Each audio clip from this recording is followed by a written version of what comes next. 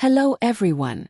Today we're going to explore how to enable Redwood Pages in Oracle HCM. Let's take the termination page as our example. First, we need to navigate to Setup and Maintenance. This is our Oracle testing instance. Now, we need to search for the task, Manage Administrator Profile Values. Go ahead and select the task. Next, we need to search for the code. Make sure to select the appropriate code. You can observe that the site value here is currently set to no. We need to change it to yes.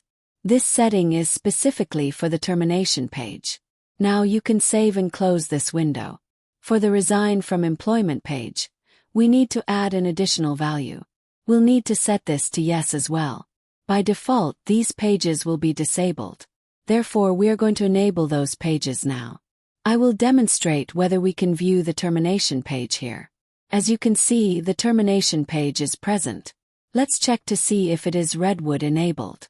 No, this is not the Redwood page. I will select the Show More options. Let's sign out and sign in again.